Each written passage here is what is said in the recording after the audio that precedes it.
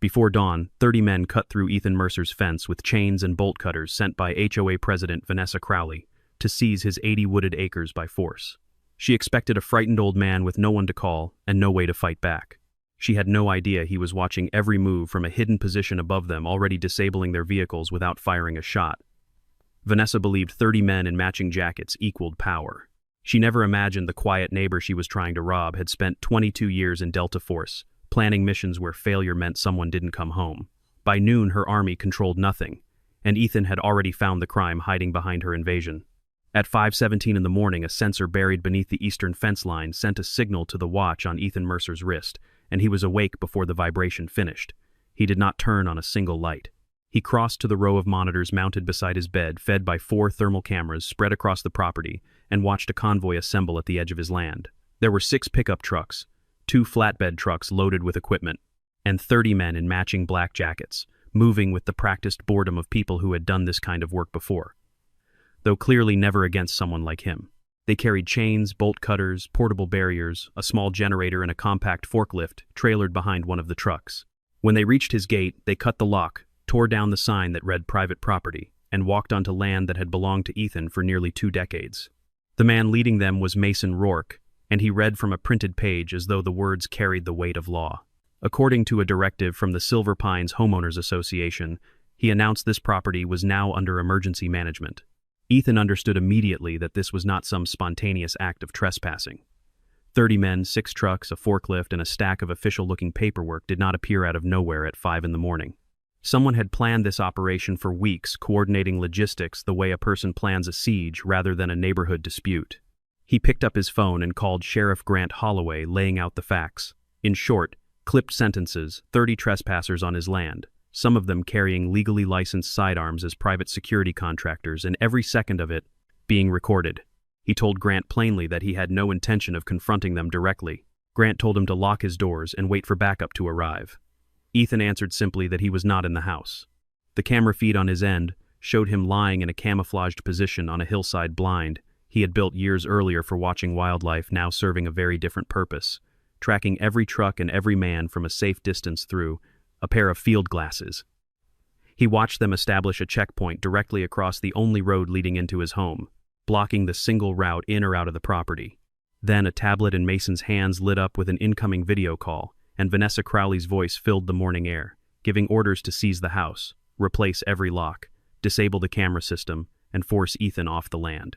Entirely before noon, Ethan recorded her voice from where he lay, word for word, and said nothing. He did not move against them. Instead, he began the quiet, methodical work he had trained his whole career to do, numbering every man he could see, tracking every vehicle, noting every path they walked and every position they took up around the property. 5 men broke off and began moving toward the house itself, while another team dragged portable barriers across the road to seal off any avenue of escape for him or entry for anyone else. Over a loudspeaker, Mason announced that Ethan Mercer had 10 minutes to surrender the property to the Homeowners Association. Ethan checked his watch, allowed himself a small, humorless smile in the dark, and said quietly to no one but himself that they had just locked themselves inside a box of their own making. Then he opened an old metal case with a faded, half-scraped military emblem on its lid. Inside was not a weapon. It held a folded topographic map of the land, a small encrypted radio, an expired military identification card, and a worn notebook filled with the names of men who had once served beside him and never came home. He closed the case, tucked it beneath his arm, and began building a plan that had nothing to do with bullets, and everything to do with patience, discipline, and the slow, deliberate collapse of a lie. 2 patrol cars from the county arrived at the gate within the hour, only to find their way blocked by Mason's men. Mason handed the deputies a thick folder of documents, including what he claimed was an emergency property management order, a notice of environmental violation, a copy of an HOA lien, and a signature purportedly belonging to a local judge. According to the papers, Ethan owed the Homeowners Association $186,000 in fines for refusing HOA inspections, constructing unauthorized structures, blocking a designated evacuation route, and endangering the surrounding community. Ethan knew every word of it was fabricated, since his land had existed long before Silver Pines was ever built and had never belonged to any homeowners association in the first place. Still, the paperwork was polished enough that the deputies on scene could not immediately dismiss it as fraud, and that hesitation was exactly what Vanessa had been counting on. Vanessa called Ethan directly and laid out what she framed as a generous offer. He could sign over 12 acres along the northern boundary of his land, or he could be forcibly removed from the entire property for what she called repeated violations against the community. Ethan asked her calmly why it had to be exactly 12 acres and nothing more or less. She deflected, insisting the land was needed for a new fire access route for the neighborhood. But Ethan already knew that stretch of ground held an old service road-buried telecommunications cable and a natural corridor that could connect the subdivision directly to a high-voltage transmission line. He understood immediately that she was lying, and he quietly recorded the entire call while she spoke. Meanwhile, Mason's crew broke into a storage shed near the house and set up a makeshift command tent, hanging a hand-painted sign that declared the property under the control of the Silver Pines Homeowners Association. Ethan did not interfere. He needed them to keep committing to their story in front of every camera on his land, because every additional act only strengthened the case that this had never been a legitimate dispute. He called Dana Whitlock, the property attorney who had helped him verify his land title years earlier, and within minutes, she had spotted 3 glaring problems with the documents Mason had presented. The filing stamp showed a date when the courthouse was closed for a holiday. The case number belonged to an entirely unrelated dispute filed months earlier, and the judge's electronic signature used a formatting style the county had stopped issuing years ago. Dana warned him that someone had very likely forged official court records, which was no longer a simple property dispute, but a serious felony. And Ethan uploaded every second of video he had captured to a secure backup server before anything could be tampered with or deleted. Inside the storage shed, one of Mason's own men found a framed copy of the original deed to the property, clearly stating that the land had never belonged to Silver Pines or any association tied to it. Mason called Vanessa demanding an explanation, and her answer was blunt: destroy the document. Mason refused, but he did not pull his men out either, because Vanessa still owed his security company $280,000. And without that payment, his business would collapse within weeks. Watching through his thermal cameras, Ethan noted how poorly the operation had been arranged from the start. There was no backup communication line, no one holding the high ground, all the vehicles clustered together in a single vulnerable spot, no real plan for retreat, and no clear understanding among the men themselves about who was actually in charge. 30 people, he thought, did not make an army. They only made 30 separate problems waiting to happen, and somewhere in that crowd one of them was about to walk straight toward him. A man named Wade Pritchard, a former infantry soldier who had left the service years earlier, was assigned to trace a stray camera cable he had noticed running into the tree line, and it led him directly toward Ethan's hidden observation post. Wade began reading the ground. The way soldiers are trained to noticing flattened leaves, disturbed soil, a carefully concealed length of wire and boot prints that seemed to vanish over a stretch of bare rock. He radioed Mason to report that Ethan might already be watching them from somewhere inside the tree line, and Vanessa, listening in, ordered Mason to have Ethan captured on site. Mason pushed back, insisting they had been hired to secure a property, not hunt down a man in the woods. When Vanessa threatened to withhold the entire contract payment if he refused, Mason reluctantly sent 8 men into the trees after him, though every instinct told him this was already a mistake. Ethan tracked their movement through a network of hidden sensors, and rather than setting anything designed to injure them, he used the terrain itself to slow them down. He triggered an irrigation line meant for forest restoration, turning one of their main paths into thick, sucking mud. He remotely locked a service gate that cut off their fastest route back toward the trucks. He played recorded sounds through a scattering of small hidden speakers to pull attention in the wrong direction entirely, and he used an ordinary consumer drone to document the entire pursuit from above. One group became convinced Ethan was somewhere ahead of them and broke formation to chase a sound that wasn't him. Another team dropped down into a ravine and lost radio contact completely, and within 20 minutes the 8 men who had entered as a single unit had splintered into 3 isolated, confused clusters without ever laying eyes on him. Wade began to understand faster than the others exactly what kind of person they were dealing with. He found 3 stones deliberately arranged in a pattern once used by elite units to mark direction for those trained to recognize it, and he told Mason over the radio that this man was not running from them at all. He was leading them exactly where he wanted them to go. Ethan finally stepped into view roughly 30 meters from Wade, hands empty, no weapon in sight, and told him plainly to turn his men around. He explained that no one needed to get hurt, that every entrance to the property was already being recorded, that the HOA's paperwork showed clear signs of forgery, and that anyone who continued causing damage would be held personally responsible for it in court. When Wade asked where Ethan had served, all Ethan offered in return was a single line about learning the hard way, that the worst missions of his career were always the ones built on someone else's lie. Then he slipped back into the trees before Wade could close the distance between them. Back at Silver Pines headquarters, Vanessa watched the feed from Mason's team and grew furious that they still hadn't caught him. She dispatched another truck, loaded with industrial padlocks, a signal jamming device, steel plates for sealing doors, and a case of transfer documents, fully intending to force Ethan to sign the moment they finally cornered him.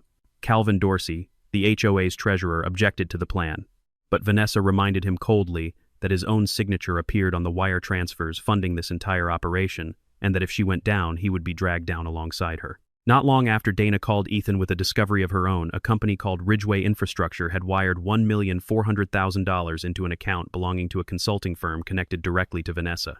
Ridgeway needed exactly 12 acres to build a power, substation, and cable corridor, and without Ethan's land, a $96 million development project could never move forward. The true motive was finally clear. Vanessa Crowley was not defending her community. She was quietly selling access to land that had never belonged to her in the first place. Deep inside the storage shed, one of Mason's men found the dust-covered military photograph Ethan had hung on the wall years ago and largely forgotten about. In it, a younger Ethan stood alongside a small unit of soldiers in front of a helicopter, the timestamp tied to a mission that had only been partially declassified. Beside the photograph hung a set of medals, a commendation letter, and a yellowed newspaper clipping describing a hostage rescue overseas that never named the unit involved. Wade recognized the insignia the moment he saw it. Word spread through the 30 men faster than Vanessa could have controlled even if she'd tried. Some of them wanted to leave immediately. Others argued that Ethan was older now and completely alone, so what difference could his past possibly make against 30 of them? Mason understood better than anyone else there that the real danger was never Ethan's fighting ability. It was his capacity to plan. And every move they had made since walking through that gate might already have been anticipated. Mason called Vanessa and reminded her that she had described this man as a harmless retiree with no real experience in confrontation. Vanessa laughed it off, pointing out that he was 54 years old and living completely alone while they had 30 men on the ground. Mason answered that 30 men was a very large number when the man on the other side wanted 30 separate individually recorded confessions. It was the first sign that Mason had begun to grasp exactly what kind of legal exposure they were building for themselves with every hour that passed. Meanwhile, Ethan accessed the property's independent power grid, and rather than cutting everything at once, disabled only what mattered most: their charging station, the improvised gate. They had built their signal jammer and their portable fuel pump.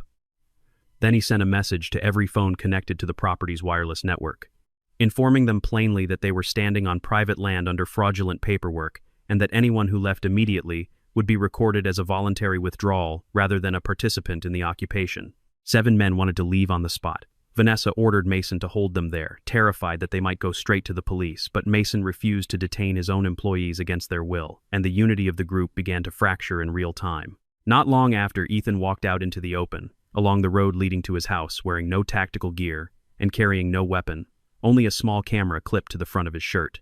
Mason and 10 of his men approached, and Ethan told them to stop exactly 15 meters away. When Mason claimed he was simply enforcing a legal contract, Ethan asked 3 questions in a row who had verified the court order, who actually owned the company that had hired them, and why Vanessa had ordered the original deed destroyed the moment it was found. Mason had no answer for any of it.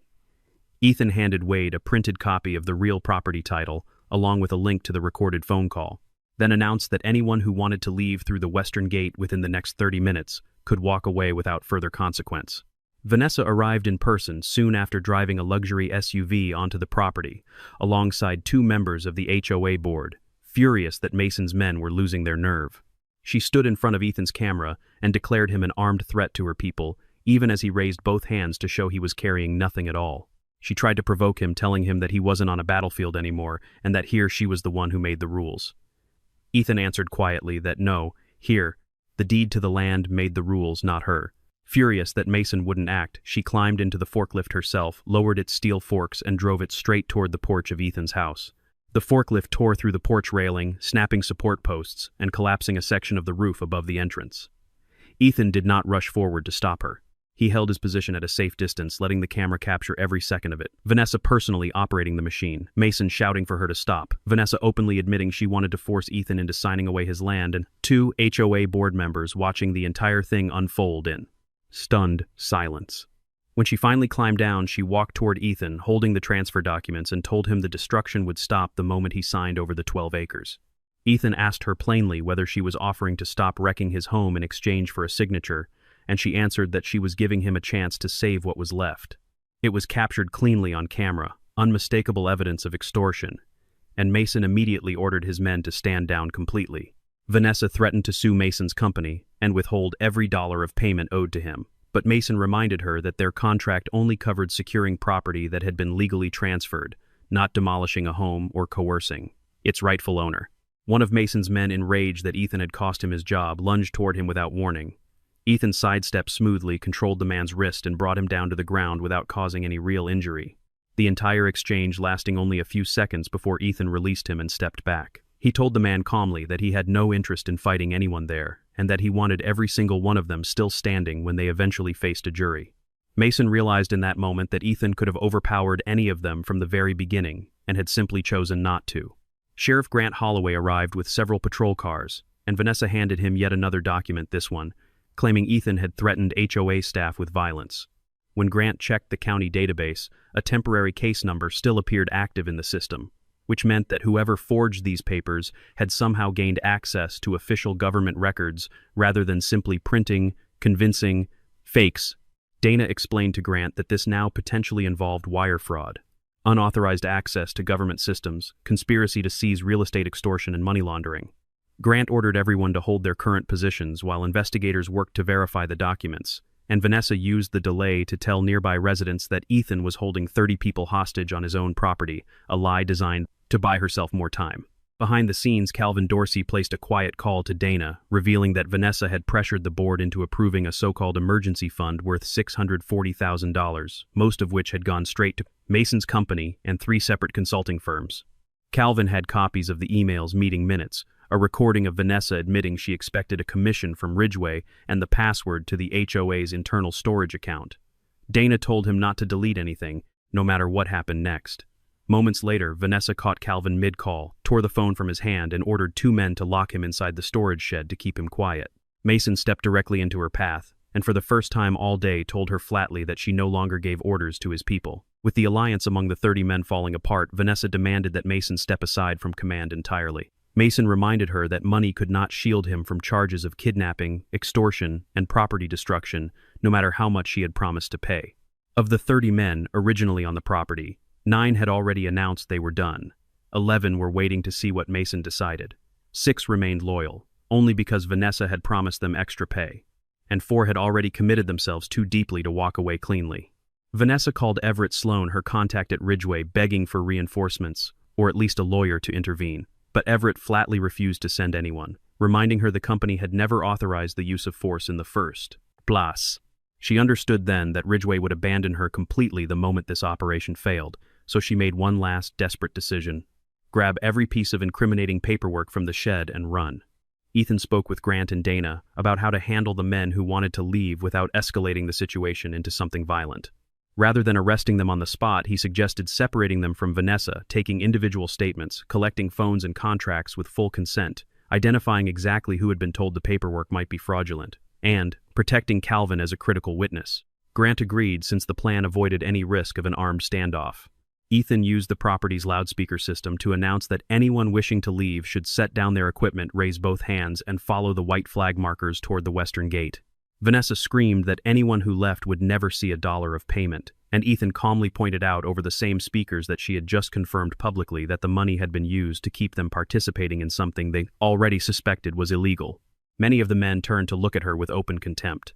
Mason handed his own firearm to Grant and ordered every one of his employees to lay down their weapons as well. He turned over the signed contract with the HOA text messages from Vanessa, a marked map of the property, the order to change the locks, and a written note instructing his men to hold Ethan inside the shed if he resisted. Mason admitted he had ignored a long list of warning signs because his company desperately needed the money, and while Ethan did not forgive him outright, he acknowledged that Mason had at least stopped Vanessa from doing further damage when it mattered most. Vanessa meanwhile told the 6 men still loyal to her that Ethan was manipulating the police, and that his house safe held $500,000 in cash, along with military documents worth a fortune on the black market. The lie was enough to convince them to follow her back toward the house one more time. Sensors on the doors alerted Ethan the moment they approached, and he told Grant he could seal them into a rear hallway of the property without causing anyone harm. Grant asked him not to confront them alone, and Ethan assured him he had no intention of confronting anyone at all, only of narrowing their choices until surrender was the only option left. He triggered the fire-rated doors in the storage building, locked the basement access point, and switched on the warning lights along the corridor, trapping the 6 men between 2 heavy steel doors, with no way forward and no way back. There was no gas, no electrical trap, nothing designed to injure them, only the simple, undeniable fact that they were stuck. When Grant called for their surrender, 4 of them complied immediately. The remaining 2 tried briefly to force the door open before giving up once they realized every second of it was being recorded. While attention remained fixed on the house, Vanessa grabbed the keys to one of the remaining trucks and sped off down the northern road, the vehicle loaded with the HOA's entire financial record and a laptop full of evidence. Ethan realized instantly that she wasn't trying to escape the property at all. She was racing toward an old decommissioned substation where she could burn every document and let the fire be blamed on him instead. Vanessa drove hard along the old logging road heading north, and Grant couldn't send patrol cars after her immediately because the route was too narrow and too dangerous for a high-speed chase. Ethan pulled an all-terrain vehicle from his observation post, knowing every shortcut through those woods far better than she ever could, since he had spent years personally restoring that land by hand. Rather than closing in directly behind her, he ran a parallel route along higher ground, feeding updates to Grant the entire way. In her panic, Vanessa called Everett Sloan and threatened to release proof of Ridgway's payments if the company refused to help her, and Everett, flustered accidentally, confirmed both the payment and its purpose on a call that was automatically recorded through the truck's onboard system. While Calvin's phone remained quietly connected to the HOA's shared cloud account, Dana caught part of the exchange in real time from miles away. Ethan understood exactly what the old substation held, an industrial storage tank that had long since been decontaminated but still carried its original hazard signage, the kind of place someone desperate might believe could pass off a fire, as a mechanical accident. He also knew the wooden bridge just ahead of her could never withstand a loaded truck moving at speed. He reached her over the truck's radio frequency and told her plainly to slow down, that the bridge in front of her could not support that vehicle's weight. Convinced it was a trick, Vanessa only pushed the accelerator harder. Unable to physically block the truck without endangering her, Ethan raced to a maintenance gate control point and remotely lowered a reflective barrier arm more than 100 meters before the bridge itself. Vanessa saw the obstruction too late and slammed the brakes, the truck fishtailing violently before finally stopping just short of the bridge boxes of documents spilling across the floorboard. She grabbed a small fuel can from the back and ran on foot toward the substation. Ethan stopped his vehicle at a safe distance and told her to put the can down. Instead, she pulled out a lighter and threatened to burn everything, insisting that Ethan had destroyed her entire life. He answered simply that he hadn't destroyed anything of hers. He had only refused to let her take what was already his. Vanessa mocked his military past, telling him that violence was the only thing he had ever been good at, clearly hoping to bait him into closing the distance so she could later claim he had attacked her. Ethan noticed the camera clipped to her jacket streaming live back to the HOA's servers, and he deliberately stayed within its frame, stating clearly and calmly that he was unarmed, that she was holding a flammable liquid, and that law enforcement was already on the way, giving her every chance to surrender safely. Instead, she hurled the fuel can toward the stack of documents and flicked the lighter. Ethan grabbed a fire extinguisher mounted at the old maintenance station and smothered the flames before they could spread beyond the can and the outer boxes. Vanessa lunged for the extinguisher, and Ethan restrained her wrist for only a few seconds, careful never to strike her, before guiding her down to a seated position on the ground and stepping away the moment Grant and his deputies arrived. As Grant moved to place her under arrest, she looked up at Ethan and smiled bitterly, telling him they still had no idea that she wasn't the only one who had signed off on this plan. Almost at once, Dana called with a new discovery of her own. The name of an official inside the county land records office had turned up, buried in the same chain of wire transfers. The case had officially outgrown a homeowners association dispute and become something much larger, a corruption scheme reaching directly into the county government itself. Vanessa was taken into custody on an initial list of charges, including trespass, criminal property, destruction, extortion, unlawful detention of Calvin, attempted destruction of evidence, and conspiracy to seize real estate through fraud. Because the case now touched unauthorized access to government systems and interstate wire transfers, federal investigators stepped in almost immediately. Dana brought in Tessa Langford, a former federal auditor, to trace exactly where the money had gone. Tessa quickly identified 3 shell companies Vanessa had quietly created over the previous 18 months, hidden behind names that sounded almost administrative in nature. Over that period, Vanessa had funneled more than $2,700,000 out of the association through HOA membership fees, the community's reserve fund road improvement contributions, and advance payments from Ridgway itself. A portion of it had gone toward hiring Mason's company, while the rest quietly disappeared into her personal accounts and real estate purchased under the names of relatives. Investigators also discovered that a county records clerk named Preston Vale had accepted $90,000 to generate fake case numbers, upload forged documents into the official system, mark Ethan's ownership as disputed, and slow down any attempt to verify the paperwork's legitimacy. Preston tried to delete the digital trail the moment he heard about Vanessa's arrest, but Ethan had already forwarded copies of the original records to Dana before the system could be altered a second time, and the timestamps clearly proved the documents had been changed only after Mason's crew had already stepped onto people action. The land.